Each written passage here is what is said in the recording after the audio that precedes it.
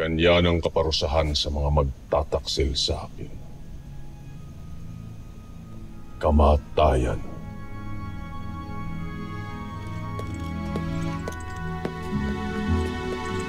O Manhel, mahal na hari. Nakahanda ng pinuno ng mga pulutong upang inyong makausap. Agane. Iiwanan muna kita rito. Siguraduhin mong hindi na siya humihinga at hindi na siya hihinga pa. Masusunod, Panginoon.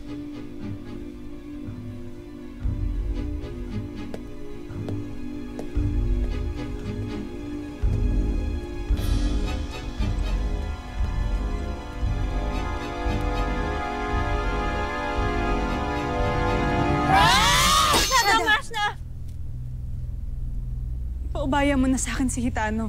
Nais mong huwag kong sundin ang utos ng ating hari, mahal na Reyna. Wala nang laban sa si Gitano. Lalong-lalo na kay Hagorn, wala na siyang laban, kaya ipaubaya mo na siya sa akin. Hindi ko alam kung paano, pero tatanawin kong malaking utang na loob at pagbabayaran ko balang araw.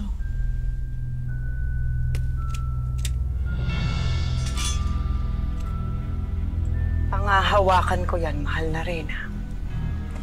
Tiyakin mo lamang na hindi na siya muling makikita ng aking Panginoon.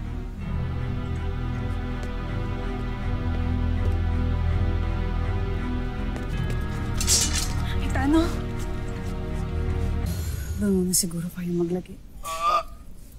Gitano? Gitano? Nila sa ari. Kumusta ang pakiramdam mo? Tinago ka lang namin dito. Hindi ka pwedeng makita ng sino mang hator. Kaya natutuwa ako, nagising ka na. Sumama ka kay Maika. Kailangan makalabas kayo dito nang walang sino mang nakakakita. Saan ako pupunta? Bahala ka na muna, Gitano. Pero ipinapangako ko sa'yo, makakabalik ka rin rito. Dahil nakapagpasya na ako. Hindi na ako makikisama pa ng matagal kay Hagorn.